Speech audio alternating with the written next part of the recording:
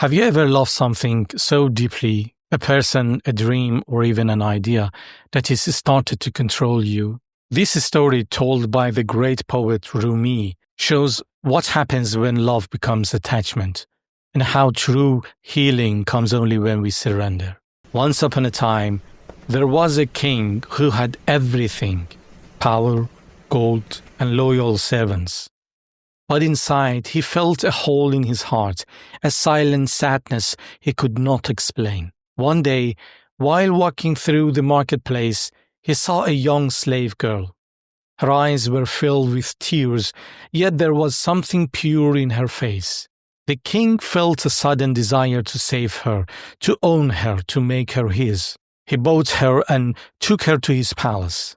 He believed this was love, but here's the truth Rumi wants us to notice. Sometimes what we call love is really possession. We don't want to love someone, we want to own them so we can feel safe. Days passed and the king forgot everything: his crown, his people, even his duties.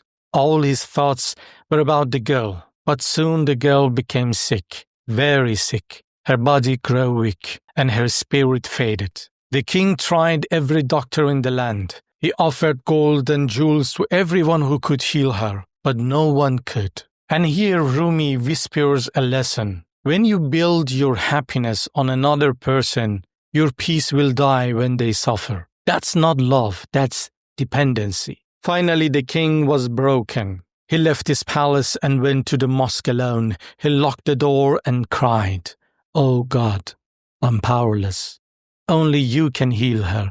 Show me the way." This was the first moment of real love, when he let go of control. He stopped pretending to be the savior and became the servant. That night he dreamed of a man full of light. A voice said, "Tomorrow my messenger will come. Trust him." The next morning a wise man arrived at the palace. His face was calm, his eyes soft. He said, "I don't heal with medicine, I heal with truth." He sat by the girl's bed and spoke gently. "My child, tell me what hurts you inside." The girl began to cry. "There's a goldsmith in the city. I loved him before I came here." And now the secret was revealed. Her sickness wasn't of the body, but of the heart. The king was silent. For the first time he saw that love cannot be forced. The wise man brought the goldsmith to the palace. When the girl saw him, she smiled again. Her color returned, her spirit lifted. The king watched, his heart heavy yet humble. Then the wise man gave this goldsmith a potion that slowly took away his beauty. The girl saw his charm fade and her illusion disappeared. She realized she had been in love not with man but with a dream.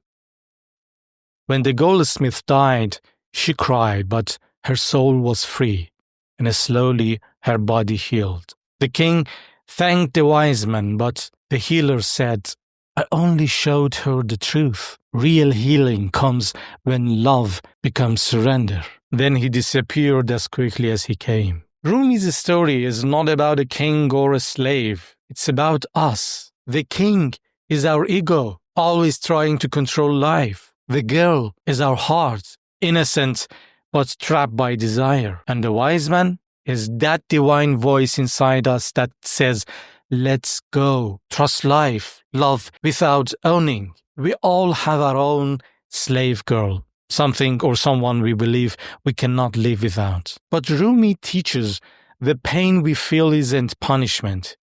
It's the medicine that frees us. So maybe the next time life takes something from you, instead of saying, "Why did this happen to me?" ask, "What part of me is being asked to let go?" Because sometimes God breaks our heart only to open it wider. If this story touched your soul, share it with someone who's holding on too tightly. And remember, real love isn't about position, it's about presence.